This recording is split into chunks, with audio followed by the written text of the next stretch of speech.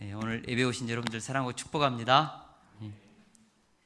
요한복음 강해 설교를 이제 마치고 이번 주부터 여호수아서 말씀으로 시작하게 하신 하나님께 감사와 찬양과 영광을 올려드립니다. 아담의 타락 이후에 가장 하나님과 친밀하게 동행하고 하나님의 영광을 가장 많이 체험하며 하나님의 말씀에 절대 순종하여 영적인 싸움에서 백승했던 그 기록을 가진 것이 여호수아서가 유일합니다. 이번 여호수아서 말씀을 우리가 함께 묵상하고 저만 묵상하는 것이 아니라 우리가 함께 묵상하고 함께 연구하고 또 함께 학가다로 계속해서 읊조리면서 우리 인생을 어떻게 경영하고 어떻게 하면 백전백승의 열매를 거둘 수 있는지에 대해서 우리 함께 배우기를 원합니다. 여호수아서 말씀이 얼마나 저는 개인적으로 기대가 되는지요. 그래서 마음에 막 이렇게 흥분이 되고 또 앞으로 이루어질 일에 대해서 이 말씀이 앞으로 이루실 일에 대해서 하나님 앞에 믿음을 가지고 기대합니다. 우리 세숫교회가 세워진 지 올해로 8년째입니다. 개척할 때 가졌던 그 흥분과 기대감 그리고 매일매일 벌어지는 하나님의 인도하심에 대한 감동은 지금도 새록새록합니다. 가보지 않았던 길을 간다는 것은 두려움과 함께 기대감이 혼재합니다. 그러나 목회는 지금까지 준비해온 내 전공 분야이기 때문에 신학교에서 공부하고 또 전도사 시절에 또 준비하고 부교육자로 6년 동안 또 배우면서 개척할 때 나름대로 자신감이 있었다는 것은 좀 그렇지만 담대함은 있었습니다. 그리고 어떻게 이 길을 헤쳐나가야 될지 나름대로 방향과 어떻게 보면 전략과 전술이 있었습니다. 그래서인지 개척할 때는 새로운 세계를 향하여 나아가는 그런 마음의 흥분과 즐거움이 있었습니다. 그런데 올해 시작하는 세숫 기독사관학교는 솔직히 제가 한번 개척 때 한번 비교를 해보거든요. 차원이 다른 두려움, 염려, 그리고 남모르는 무게감이 있습니다. 무엇보다 기독사관학교에 입학한 자녀들의 삶을 책임져야 한다는 그 무게감, 이걸 어떻게 말로 표현해야 될지 정말 마음이 무겁고 많이 고민되게 하는 것이죠. 더불어 학교를 운영해 본 적이 없고 현직 교사로 학교에 근무해 본 적이 없는 제가 하나님께서 다음 세대를 향하여 하게 하시는 그 대안학교, 어떻게 보면 기독사관학교에 대한 사명을 받아들였는데 이것을 시작하려고 할 때 그리고 목회도 동시에 또 해야 된다고 이렇게 마음속에 가질 때 이 두 가지 책임을 동시에 짊어져야 되는 이 삶이 사실은 시작할 때도 두려웠지만 이제 입학을 앞둔 지금도 얼마나 두려운지 모릅니다. 새로운 법인체를 지금 만들고 있는데 얼마나 많은 서류들이 준비되고 이제 겨우 시청에서 등록해 놨는데 앞으로 또 과정이 만만치가 않습니다. 이걸 준비하고 또 수업해야 될 강의실을 준비하고 또 교사를 모으고 팀워크를 만들고 또 새로운 분들과 계속해서 연결하고 가격 좀 비를 맞추고 또 재정을 마련하고 학부모들과 소통하고 그러면서도 부족하고 미진한 부분들에 대해서는 여기저기 막 소리들이 들려오고 스트레스 받지요. 솔직히 말하면 스트레스 받고 그래서 저한테 불현듯 그런 생각이 왔습니다. 언더우드가 1914년에 연희전문대학교 1907년에 이제 숭실대가 생기고 평양에 숭실대가 생기고 이제 서울에 연희전문대학교를 평양에 세울 것인가 서울로 세울 것인가 모든 선교사들이 반대했거든요. 평양에 세워야 된다. 근데 밀어붙여서 이제 서울에 그 당시 그 전문학교를 세웠는데 그 스트레스를 못 이기고 56세에 결국은 병 걸려 죽었거든요. 그래서 나도 언더우드 같이 빨리 이렇게 요절하지 않을까 이 스트레스 계속 내가 가지면 그런 생각도 머리에 스치기도 했습니다. 그래서 제가 요한복음 말씀을 마무리하면서 어떤 말씀을 붙잡아야 할지 사실 굉장히 고민을 많이 했습니다. 그때 나를 살리고 새롭게 시작하는 우리 세숫기독사관학교를 살리고 우리 성도들을 살릴 수 있는 말씀이 무엇일까? 참 중요한 시점이었는데 성경 통독을 하다가 여호수아서를 읽다가 제 가슴이 뜨거워졌습니다. 그래서 이 여호수아서 말씀을 내가 좀 붙잡아야겠다. 먼저는 내가 살아야겠다. 내가 살아야 또 우리 기독사관학교 살고 다음 세도 살고 우리 교회도 사니까 사실 여호수아서는 저를 위해서 지금 이제 제가 지금 나 살자고 지금 말씀 붙잡고 지금 이제 시작하고 있는데 그러면서도 우리 하나님께서 우리 모두에게 이 말씀을 흘러 보내 주실 줄 믿습니다. 하나님께서 여호수아에게 주었던 그 백전백승의 역사, 싸웠다 하면 이기는 이 놀라운 전무후무한 이 역사를 여호수아에게만 허락해 주신 것이 아니라 오늘 이 세숫교회 김성철 목사에게도 주님이 허락해 주실 것이다. 또 우리 교회 안에도 주실 것이다. 이 믿음을 가지고 내가 이 말씀을 연구하고 좀 깊이 있게 좀 파고 학가다하고 좀 그렇게 해야겠다. 사랑하는 성도 여러분, 하나님께서 여호수아서의 그 신앙의 부흥, 말씀의 부흥을 저는 허락해 주실 줄 믿습니다. 하나님의 말씀은 우리의 현재의 삶과 미래의 삶을 승리로 인도하는 기준이고 생명이죠. 오직했으면 예수님께서 듣는 자는 살아나리라고 했겠습니까? 하나님의 말씀이 들리면 살아나죠. 할렐루야. 이 율법책을 내 입에서 떠나지 말게 하며 주야로 그것을 묵상하여 그 안에 기록된 대로 다 지켜 행하라. 그리하면 내 길이 평탄하게 될 것이고 내가 형통하리라. 하나님의 말씀이 내 생각이 되고 내 마음을 통치하고 내 입의 언어를 장악하고 내 행동을 이끌기 시작하면 내가 가는 그 인생길이 평탄하고 형통하게 된다고 우리 주님이 말씀하셨습니다. 왜냐하면 하나님의 말씀은 하나님의 뜻이고 하나님의 능력이고 하나님의 지혜고 하나님의 목적이기 때문에 그렇습니다. 역사의 주인이시고 생사화복의 주권자 되시는 하나님이 내 삶의 통치자가 되고 주인이 될 때 우리는 하나님의 영광을 맛볼 줄 믿습니다. 인생의 행불행은 조건이나 환경의 문제가 아닙니다. 제가 하나님의 말씀을 묵상하고 인생길을 걸어오면서 인생의 행불행은 환경과 조건이 아니다. 인간 조건이 아니다. 지금 내 주변에 일어나고 있는 외부적인 상황이 아니다. 인생의 행불행은 결국 내 내면 속에서부터 시작되는 것이죠. 내 영혼에서부터 시작되는 것이죠. 이미 우리 주님은 십자가와 부활과 승천을 통하여 우리의 무거운 삶의 짐들을 다 해결해 놓으셨습니다. 실제적으로 우리가 말씀의 세계로 들어가면 하나님은 우리에게 모든 것을 다 주셨습니다. 십자가에서 부활을 통하여 승천을 통하여 그리고 성령님을 보내심으로 우리가 이 땅에서 구원과 그리고 성령의 기름 부심과 하나님의 아버지의 나라에 이르기까지 그 모든 능력과 보호하심과 축복을 다 복음 안에서 언약 안에서 우리에게 허락했지요. 구약 말씀인 여호수아의 관점으로 말하면 이미 주신 언약의 말씀 안에 모든 것이 약속되어 있다는 것입니다. 신약에는 복음 안에서 모든 것이 약속되어 있죠. 승리가 있고 축복이 있고 능력이 있죠. 우리가 복음 12강에서 배웠던 선십과 킹십을 가지고 우리는 이 땅에서 넉넉히 백전백승할 수 있는 모든 것을 다 주셨습니다. 자원이 있지요. 여호수아는 어떻게 백전백승했는가? 하나님의 언약을 붙잡고 언약에 순종하면 백전백승의 역사가 이루어졌습니다. 그러나 그 언약을 불순종하면 아이성이라는 작은 그 성에 하나도 정복하지 못하고 패할 수밖에 없는 것이 이스라엘의 현실이었습니다.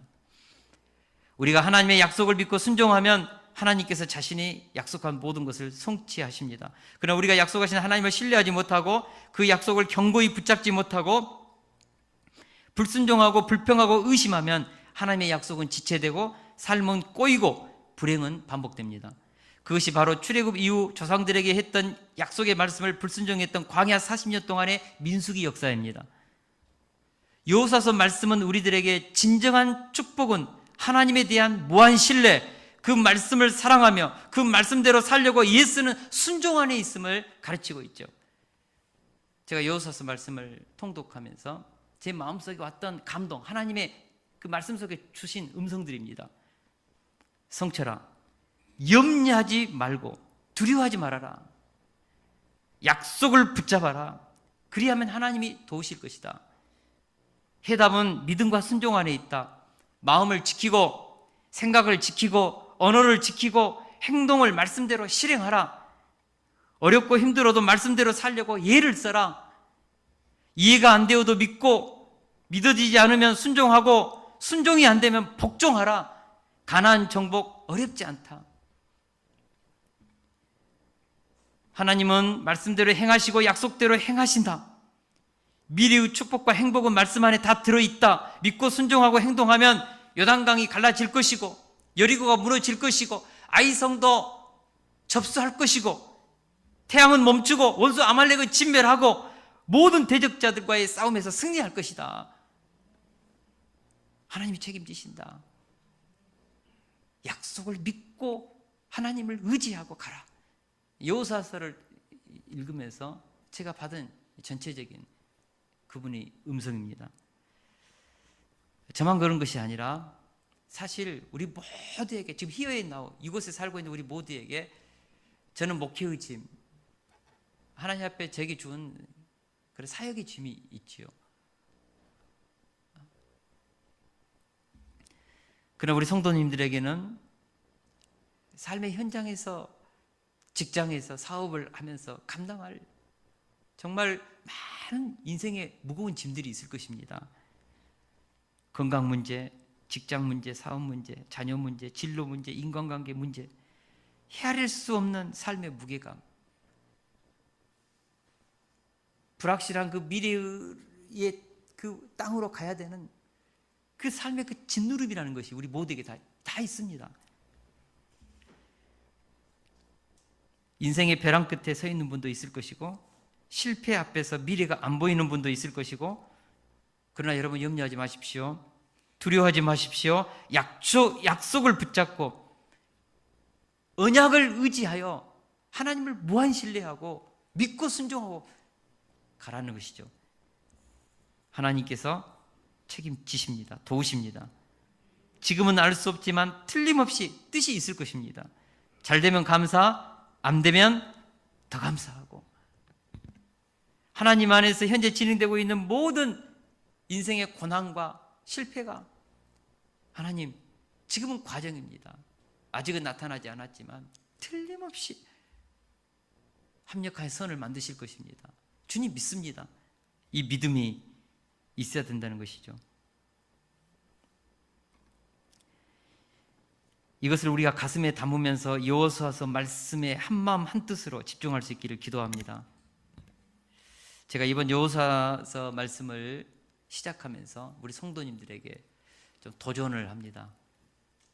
여호수아서 하면서 학가다가 이제 매일 주마다 가는데 그 학가다 하루에 1000번 이상 하십시오.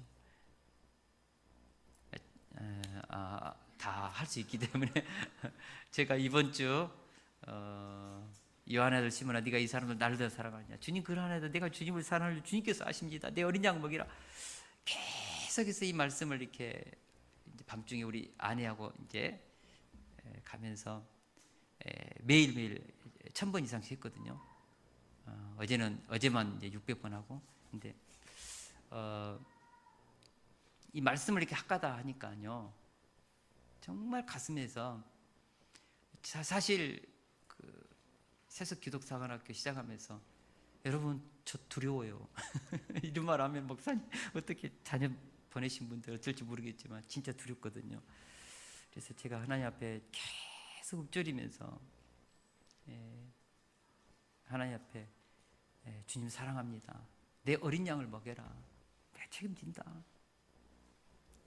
그런 말씀을 계속해서 들려 주셨습니다.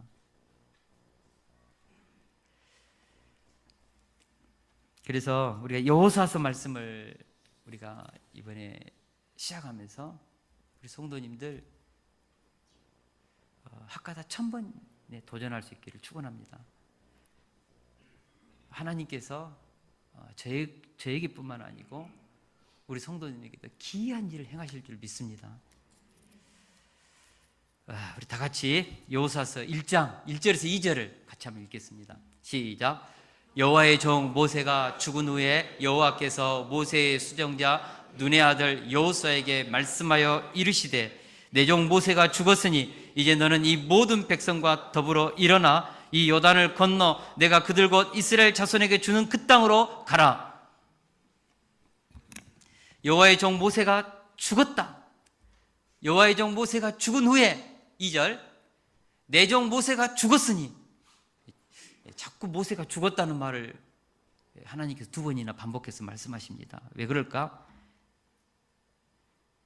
이스라엘 백성들에게 모세는 하나님의 얼굴이요 하나님의 통치 대행자요 하나님의 은총의 통로였습니다. 모세를 통해 출애굽할 수 있었고 홍해가 갈라졌고 광야에서 40년 동안 훈련도 거뜬히 감당했습니다. 그런데 그 위대한 영적 지도자 모세가 죽었다는 것이죠. 죽었다. 하나님의 은혜의 통로, 축복의 통로, 기적의 통로, 승리의 통로가 죽었다.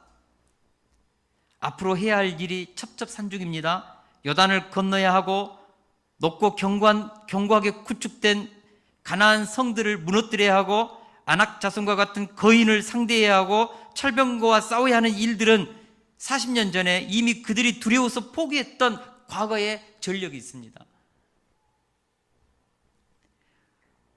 모세를 이어서 가나안 정복이라 이 무거운 과업을 도맡은 여호수아의 마음이 얼마나 무거웠겠습니까? 얼마나 두려웠겠습니까? 모세가 못해낸 그 불셀줄의 영적 지도자, 모세가 못해낸 일을 그의 시종 여호수아가 하려고 할 때 얼마나 마음이 답답했겠냐고요. 제가 여호수아서 말씀을 준비하면서 이런 여호수아의 마음이 저에게 이해가 되는 거예요. 두려운 마음, 걱정스러운 마음, 가보지 않는 미래를 이 백성을 데리고 그 높은 가나안 성 철병거와 아낙 자손과 같은 거대한 그들과 싸워야 될 이 미래의 전쟁 앞에서 무거운 마음이 들지요. 저만 그럴까? 저는 이번 세속 기독사관학교를 자녀들을 보낸 부모님들 마음이 또 어떨까 한번 생각해 봤거든요. 그 정규학교 다 그냥 자녀들 휴학 처리시키고 이곳에 보낼 때 부모님의 마음은 또 오죽할까, 그런 생각도 하는 것이죠. 여호수아 같은 두려운 마음 있을 것입니다. 새로운 사업을 구상하고 도전하는 우리 배석구 집사님이 저한테 가끔 전화가 옵니다. 목사님, 기도 좀 해주십시오. 이런 염려가 있습니다. 두려움이 있습니다. 새로운 사업을 시작하면서 그 두려움이 얼마나 크겠습니까? 가보지 않는 길 가야 되는데. 무엇보다도 암과 싸우고 있는 우리 박경옥 권사님, 김옥화 집사님도 같은 마음일 것입니다. 앞으로 이 암과의 싸움에서 승리할 수 있을 것인가? 이 불확실한 미래 앞에서 얼마나 매일매일 여호수아 같은 두려운 마음으로 새로운 하루를 맞이하면서 나가겠습니까?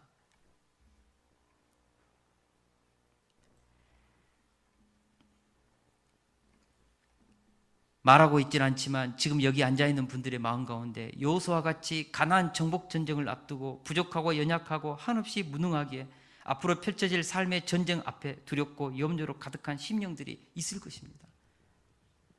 내 미래는 어떻게 펼쳐질 것인가? 그 중압감이 있지요. 그러나 오늘 하나님은 말씀하십니다. 모세는 죽었지만 나는 살았다. 여호와의 종 모세가 죽은 후에 여호와께서 모세의 수종자 눈의 아들 여호수아에게 말씀하여 이르시되, 이 말씀은 모세가 죽었지만 모세는 죽고 모세의 음성은 안 들려요. 모세는 죽었지만 하나님의 음성은 계속해서 들리는 것이죠. 여호수아에게 들리는 것이죠. 여러분, 모세는 죽었어요. 그러나 하나님은 살았습니다. 영원토록 살아서 이스라엘 백성들을 이끌고 계시죠. 모세가 죽은 후에 하나님의 말씀이 여호수아에게 들리는 것이죠. 모세는 여호와의 종일 뿐입니다. 여호와의 종 모세, 내 종 모세, 종입니다. 하나님의 종입니다. 애굽에서 열재앙을 내리고 홍해를 갈라서 출애굽시키신 분은 모세가 아니라 여호와 하나님이십니다. 광야 40년 동안 줄이고 목마르고 척박한 환경에서, 그리고 숱한 원수의 공격 속에서도 살아남을 수 있었던 것은 여호와 하나님이 구름 기둥 불기둥으로 인도해 주시고 만나로 먹이시고 바위의 샘물을 터뜨려 마시게 하시고 원수의 공격 앞에서도 기도의 손이 올라가며 이기는 기적을 주셨기 때문에 이스라엘 백성들이 살아난 것이죠. 모세는 단지 하나님의 대행자의 역할을 했던 여호와의 종이었다. 내 종이었다. 나는 모세의 주인이다. 주인은 살았다. 역사의 주관자는 살았다. 그런 의미이죠. 사람은 사람일 뿐입니다. 아무리 인격적으로 훌륭하고 능력과 지혜와 재능을 갖추어도 사람을 의지하지 마십시오. 사람 붙잡고 살면 틀림없이 실망합니다. 목회하면서 가장 치명적인 유혹은 사람을 의지하고 싶은 유혹입니다. 괜찮은 사람, 신뢰할 만한 사람, 인격적으로 훌륭한 사람, 사회적으로 성공한 사람, 충성된 사람, 진실한 사람, 변함없는 사람, 막 이런 분들이 마음에 들어오면요, 막 그분에게 내 마음이 막 가요. 저분이 좀만 목회를 좀 도와주고 우리 공동체 안에서 하면은 너무너무 잘할 수 있겠다. 근데 제가 여기까지 와보면서 하나님은 그런 마음을 갖는 순간 틀림없이 깨뜨려 버리십니다. 무너뜨립니다. 사람을 의지하는 그 마음을 철저하게 박살내는 것을 제가 여러 번 경험했습니다. 사람을 의지하려는 마음을 아시고 그것을 치시는 하나님. 교회를 개척하면서 그리고 지금 여기까지 오면서 수없이 체험했는데도 여전히 유혹되는 것은 사람을 의지하려는 마음입니다. 기독사관학교를 시작하면서 하나님은 사람을 의지하지 말도록 저의 모든 기대를 싹둑 잘라내버리는 것을 봅니다. 오직 하나님만 바라보라는 그 하나님의 그 요청의 음성을 제가 듣지요. 사람은 신뢰의 대상이 아니라 사랑의 대상일 뿐이다. 신뢰하고 믿을 수 있는 분은 하나님 한 분뿐이다. 오로지 사랑하고 마음을 주고 순종해야 할 대상은 하나님 한 분뿐이다. 하나님 바라보고 기독사관학교를 시작하라. 그분 바라보고 나아가라. 계속해서 저에게 주시는 하나님의 메시지입니다.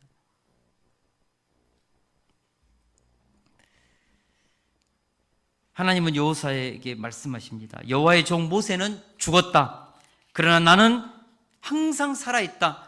모세가 죽었다고 출애굽 역사는 끝난 것이 아니다. 모세가 죽었다고 가나안 정복 전쟁 끝난 것 아니다. 모세가 죽었다고 슬퍼하지 말아라. 모세가 죽었다고 이스라엘의 미래가 불행한 것이 아니다. 너희들의 주인은 하나님이시다. 너희들의 미래를 이끌고 계신 분은 하나님이시다. 이것을 우리 하나님께서 여호수아에게 그리고 그의 백성들에게 주시는 음성이지요. 그러면서 다시 말씀하십니다. 내 종 모세가 죽었으니 이제 너는 이 모든 백성과 더불어 일어나 이 요단을 건너 내가 그들 곧 이스라엘 자손에게 주는 그 땅으로 가라. 모세가 죽었으니 이 말씀은 모세는 인간이다. 모세는 부족하고 연약하다. 모세는 죽음도 이기지 못하는 한낱 피조물이다. 모세는 한 줌의 흙으로 돌아갔다. 봐라, 허무한 이것이 인간의 지도자의 한계다. 그러나 나는 창조주 하나님, 전능하신 하나님, 용존하신 아버지 하나님이시다. 그러니 여호수아야, 그만 슬퍼하고 그만 두려워하고 일어나라. 너는 지금 두려움과 슬픔과 염려에 빠져있는 이 백성의 마음을 추스려서 일으켜 세워라. 이 백성과 함께 믿음으로 일어나서 너희를 가로막고 있는 이 요단을 건너 내가 약속한 가나안 땅으로 가라. 이 주님의 명령이 여호수아에게 들렸던 것이죠. 슬픔의 자리, 실패의 자리, 두려움의 자리, 그 자리에서 일어나라는 것이죠. 여호수아서 1장에서 저에게 주신 말씀입니다. 위대한 종교개혁자 마틴 루터에 대한 유명한 이야기가 하나 있습니다. 카톨릭 교황청에서 교권에 항거하여 개에게 불을 지피는 이 신부 마틴 루터를 향하여 마침내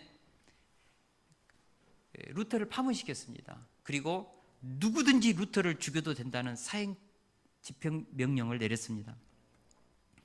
루터가 이 일 때문에요 얼마나 고민하고 이로 인하여서 오는 그 두려움 때문에 루터가 하루하루 정말 뼈가 말라가는 것 같은 그런 근심의 절망에 빠졌습니다.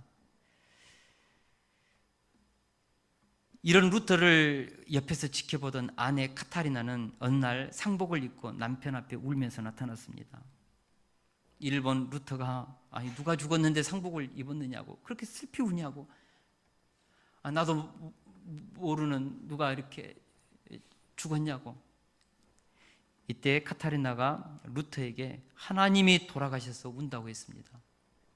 루터가 얼마나 화가 났는지 아니 어떻게 하나님이 돌아가시냐고 당신 지금 장난하냐고 그랬더니 하나님이 돌아가시지 않았는데 왜 그렇게 절망하고 있습니까? 왜 그렇게 낙심하고 있습니까? 당신이 절망하고 낙심한 이유는 하나님이 돌아가셨기 때문이라고 저는 생각됩니다. 그래서 이렇게 슬피 울고 있습니다. 이 한마디가 루터의 그 두려움과 절망에 빠져 있는 그의 생각과 마음을 일으켜 세운 것이죠. 그리고 용기를 얻어서 거대한 교황청과 맞서 종교개혁의 막중한 사명을 완수할 수 있는 힘을 얻었다는 유명한 일화입니다. 여러분, 하나님은 항상 살아 계십니다. 3400년 전에 모세에게 행하신 그 모든 기적은 지금도 우리의 삶의 한복판에서 행하실 수 있습니다. 그러므로 우리가 일어나야 합니다. 죽음의 두려움에서 일어나야 합니다. 실패의 두려움에서 일어나야 합니다. 알 수 없는 불확실한 미래를 향한 내 인생의 어떤 가보지 않는 그 길에 대해서 여러분 일어나야 합니다. 두려워하지 마십시오. 일어나십시오. 제가 이번에 어제 이 말씀을 이렇게 묵상하다가 인터넷에서 보니까 김보름이라는 그죠? 그 선수가 이번에 그 빙판 경기에서 왕따 사건으로 청와대 게시판 50만 명이 선수 자격을 박탈하라고 올랐거든요. 이번에 그 메스 스타트 요거 할 때 관중들이 별로 막 그 예선할 때 응원도 안 하고 그랬거든요. 그러니까 얼마나 심란했는지 3일을 밥을 못 먹었대요. 그러니까 오죽 했으면은 그 이승훈 남자들이 끌고 와서 밥을 먹일 정도로 기력을 다 상실하고 그러니까 웬만한 멘탈을 가진 사람이라면 거기서 포기하지요. 근데 어제 메스 스타트에서요 은메달 땄어요. 그리고 태극기를 앞에 두고 울면서 절을 하더라고요. 제가 그걸 25살 처녀예요. 25살 그 국민들이 하는 그 수많은 조롱과 비웃음을 뚫고 은메달 따고 다시 일어서는 모습 보고 제가 감동되고 눈물이 나더라니까요. 보름아 너 힘내라. 나는 잘 모른다. 그러나 네 멘탈 그 숱한 비난과 조롱을 뚫고 포기하지 않고 다시 경기에 뛰고 은메달을 목에 거는 너의 모습 고개 들어. 정말 존경스럽더라고요. 여러분 우리는 하나님의 사람들입니다. 우리는 그리스도인들입니다. 하나님 살아 계십니다. 언약이 있습니다. 승리가 보장됐습니다. 우리가 하나님이 우리에게 주시는 그 언약을 붙잡고 일어나야지요. 우리 주님은 여호수아에게 일어나라. 너만 일어나는 것이 아니라 200만이나 되는 내 백성들을 일으켜 세워라. 슬픔과 두려움에 있는 그들을 일으켜 세워라. 제가 신약을 읽어보니까 예수님도 이렇게 세우시더라고요. 38년 된 병자에게 일어나 내 자리를 들고 걸어가라. 일어나라. 관 속에 누워있는 청년을 향하여 일어나라. 청년아 일어나라. 눕지 말고 일어나라. 말씀은 우리를 이렇게 세우는 것이죠. 할렐루야. 여러분 일어나십시오. 저도 일어나고 일어나십시오. 삶의 그 두려움의 자리에서 일어나십시오. 할렐루야. 그러나 일어나는 것보다 더 중요한 것은 요단강을 건너는 것입니다. 요단강이란 무엇일까? 가나안 땅을 향해 들어가는 경계선입니다.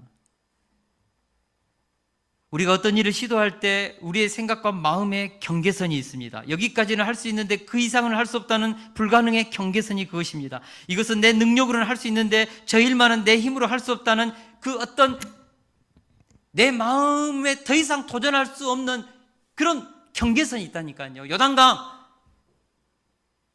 40년 전에 가나안 땅을 들어가려다가 그 높은 성벽과 철병거를 보고 포기해버렸던 그 어마어마한 가나안 땅의 경계선, 요단강, 그 경계선을 건너라, 뚫고 나가라 말씀하신 것이죠. 여러분, 우리나라 속담에 보면 올라가지 못할 나무는 쳐다보지도 말라는 말이 있습니다. 내 힘으로 내 능력으로 할 수 없는 일은 생각 자체를 품지 말라는 뜻입니다. 그러나 하나님은 여호수아와 그의 백성들에게 도전합니다. 요단강을 건너라. 40년 전에 그들에게 가나안 정복은 그들의 힘으로 꿈도 꿀 수 없는, 쳐다볼 수 없는 나무였습니다. 그래서 그들은 하나님께 불평하며 밤새 통곡하며 외쳤습니다. 어찌하여 여호와가 우리를 그 땅으로 인도하여 칼에 쓰러지게 하려는가? 우리가 애굽 땅에서 죽었거나 이 광야에서 죽었으면 좋았을 것을. 바로 이 문제였습니다. 요단강은 심리적인 저항선입니다. 이스라엘이 넘어갈 수 없는 루비콘강입니다. 무능한 내가 도저히 오를 수 없는 나무입니다. 그러나 하나님은 내가 너희에게 줄 약속의 땅이니 너희들의 그 심리적인 저항선, 경계선, 불가능한 경계선 건너가라는 것이죠. 이 말씀을 현재 우리의 삶에 적용하면 그것은 무엇일까? 여러분의 요단강은 무엇입니까? 여러분의 인생의 길을 가로막고 있는 심리적인 저항선이 무엇입니까? 도저히 오르지 못할 나무는 쳐다봐서도 안 된다는 그 일이 무엇입니까? 어떤 목사님이 우리 교회가 기독교 사관학교를 시작한다고 하니까는 안 된다는 식으로 비꼬우면서 막 얘기를 했습니다. 선배 목사님께서 마음이 힘들죠. 격려 받아도 달뚱말뚱 하는데 우리가 어떤 비전을 가지고 말하면 주변의 사람들이 말리지요. 안 된다고. 그 일이 정말 네 힘으로 될 것 같냐고.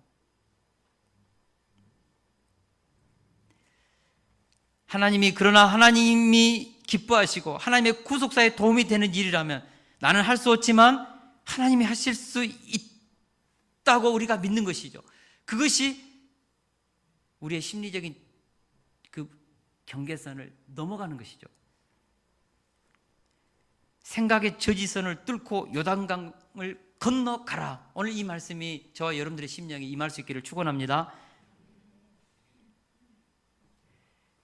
그러면 하나님께서 요단강을 가르치겠다는 것입니다. 우리가 믿고 순종하면 하나님이 그 다음은 일하십니다. 그래서 가장 중요한 것은 무엇인가? 그 땅으로 가는 것입니다. 일어나 요단강을 건너 심리적인 우리의 그 불가능의 저지선을 뚫고 건너서 그 다음에 뭐예요? 가라는 것은 뭐예요? 행동하라는 것이죠.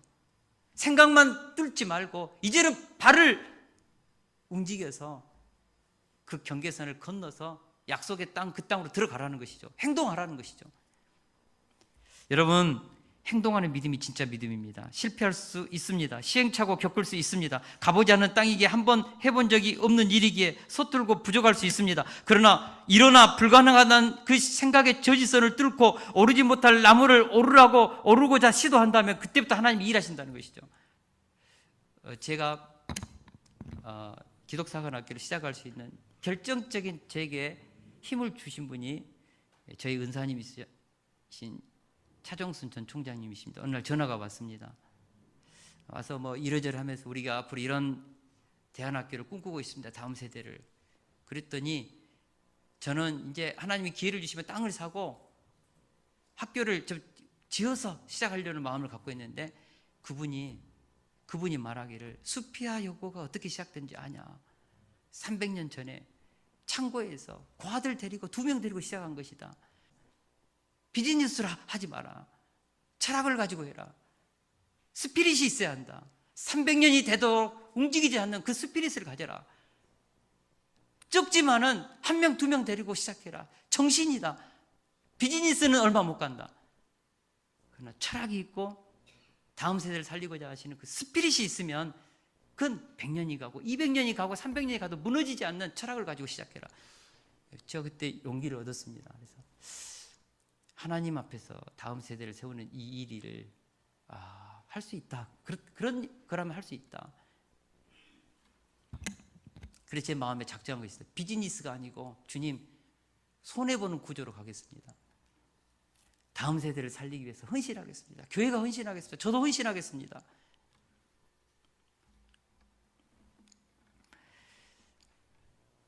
그래서 시작을 했습니다. 근데 하나님께서 은혜를 주시고 하나씩 풀어주시고 8명의 입학생들을 보내주셨습니다. 저는 뭐 부모님들이 어떤 마음을 가졌는지 모르겠지만 저는 하나님이 하셨다고 믿습니다. 현대그룹을 일으켰던 정주영 회장이 1972년에 울산 미포만에 세계에서 제일 큰 조선소를 짓겠다고 했을 때 주변에 있는 모든 사람들이 미쳤다고 했습니다. 돈도 기술도 경험도 명성도 아무것도 없었기 때문입니다. 그때 한국인들에게 큰 배, 좋은 배는 일본 같은 선진국이나 만드는 것이라고 생각했습니다. 정주영 회장은 그런 사람들에게 이봐 해봤어? 해봤냐고. 왜 안 된다고 하냐고. 그렇게 물었다고 합니다. 그는 자신의 생각과 꿈을 가지고 혼자서 미포만 모래사장 사진 한 장 가지고 그리고 외국 조선소에서 빌린 유조선 설계도 한 장 가슴에 품고 영국으로 떠나고 유럽을 모든 CEO들을 만나면서 설득했습니다. 그때 외국인들이 그렇게 물었다고 합니다. 조선소가 어디 있냐고. 조선소 없습니다. 배를 사주면 그 돈으로 조선소를 짓겠다고. 봉이 김선달 같은 소리를 하니까 누가 만나주겠어요? 쫓아내죠. 그럼에도 불구하고 끈질기게 만나서 설득하고 한국 그 지폐 돈을 끄집어내면서 우리는 500년 전에 이런 세계 최초의 잠수함 같은 이런 거북선을 만들어낸 민족이라고, 우리는 할 수 있다고 감동을 시켜서 1974년 6월에 조선소가 완공될 때에는 이미 20만 불이나 넘는 대형 유조선 12척을 수주한 상태였습니다. 그러니까 남들이 생각하는 생각의 그 저지선을 뚫고 도전하면서 전무후무한 그런 한국 조선의 새 역사를 여시는 분이죠. 그분의 대표적인 그런 표어가 바로 이봐 해봤어? 학자들이 전문가들이 자신들이 가진 지식으로 안 된다고 말리면 해봤냐고.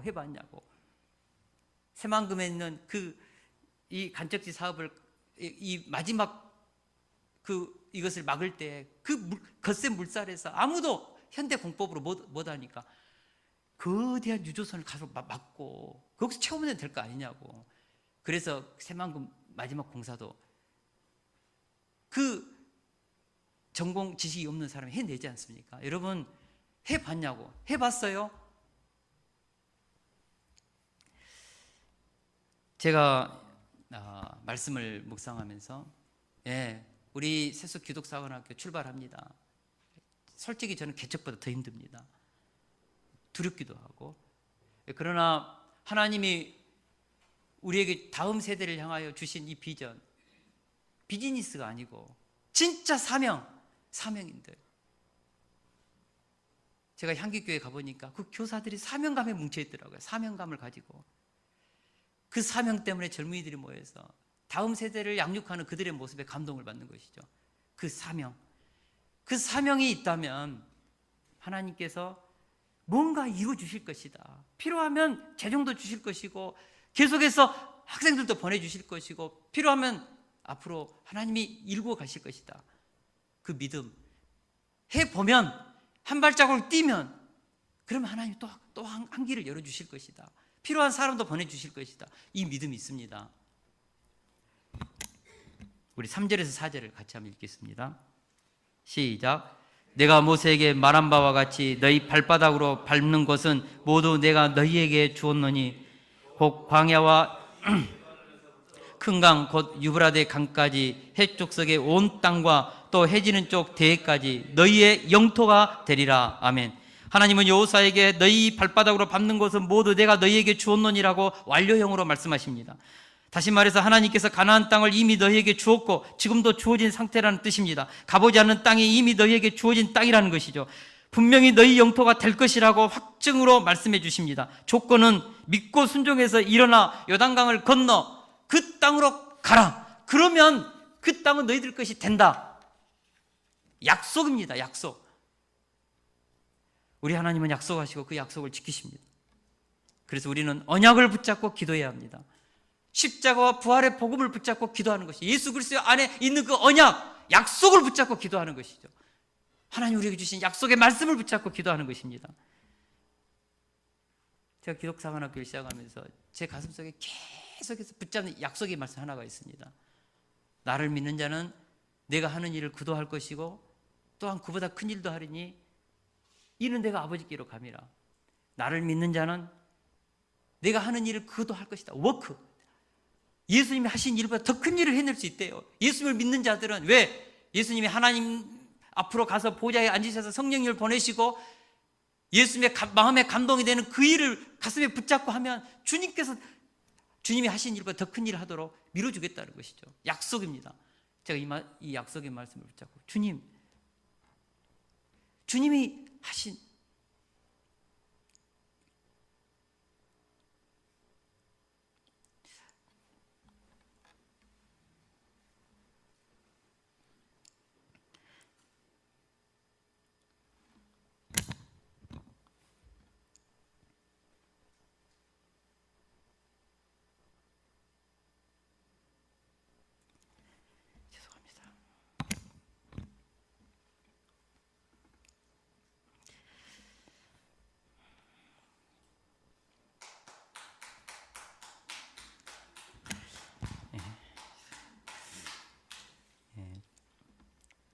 주님이 하신 약속인데 주님 하셔야죠.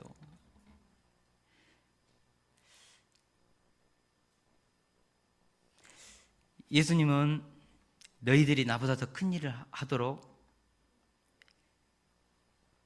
아버지께 가서 성령님을 보내주시고 너희들을 그렇게 도와주겠다고 약속하셨습니다. 저는 윌리엄 캐리가 했던 말을 참 좋아합니다. 하나님으로부터 위대한 일을 기대하라. 하나님을 위하여 위대한 일을 시도하라. expect, 기대하라는 거죠. 하나님으로부터 great things, 위대한 일을 기대하고 attempt, 시도해라. great things for God, 하나님을 위해서. 하나님으로부터 기대하고 하나님을 위해서 시도하고. 우리 주님이 큰 일을 하시겠다고 약속을 하셨습니다. 윌리엄 캐리는 이 약속을 붙잡고 구두수 전공으로서 세계 기독교 역사의 새 장을 여는 위대한 인생을 살았던 것이죠. 저는 우리의 생각이 문제라고 봅니다. 생각이 문제입니다. 요단강을 건널 수 없다는 생각, 여리고는 무너뜨릴 수 없다는 그 생각, 그 마음. 우리는 너무나 이성적이고 상식적이고 합리적인 생각만으로 살아갑니다. 눈에 보이는 과학적 자료와 그 결과만을 신봉하면서 살아갑니다. 눈에 보이지 않는 세계, 믿음의 세계, 성경에 기록된 약속의 세계에 대해서는 우리는 그것을 믿고 실천하는 것에 두려움이 많습니다. 보이지 않으니까. 가보지 않았으니까. 그러나 우리가 아브라함처럼 성경에 기록된 약속의 말씀을 붙잡고 본토 친척 아비집을 떠나서 우리가 일어나서 건너가면 그 땅을, 그 비전의 세계를 주시겠다는 우리 주님의 약속, 우리 아버지의 약속이죠. 사람은 다 똑같습니다. 가보지 않는 길, 새로운 사업, 미지의 세계를 탐험하는 그 개척자의 길은 다 어렵고 힘든 길입니다. 어떻게 보면 믿음의 세계 그 자체가 개척자의 삶이라고 봅니다. 여러분, 2018년 우리의 미래 아무도 안 가봤잖아요. 매일매일 새롭게 결정해야 되잖아요. 이 결정을 하면 이것이 옳을지 틀릴지 모르잖아요. 앞으로 무슨 일이 일어날지. 그러나 하나님이 우리에게 주시는 약속을 붙잡고 우리가 하나님을 기쁘시게 하고자 사람을 살리고 생명을 살리고 그렇게 하고자 한다면 하나님 우리 미래 책임지십니다. 틀림없습니다. 하나님은 살아 계십니다. 우리가 이 믿음을 가지고 이번 우리 이 여호사서 말씀, 이번 한 주 동안도 계속해서 하루 1000번 이상 학가다 할 수 있기를 축원합니다. 이번 주 학가다 말씀, 제가 일부에 때도 그런 말씀 드렸는데 조금 외우기가 버거우면, 묵상하기 버거우면 제목대로 일어나 건너 가라, 이것도 학가다로 인정해 드리겠습니다. 일어나 건너 가라.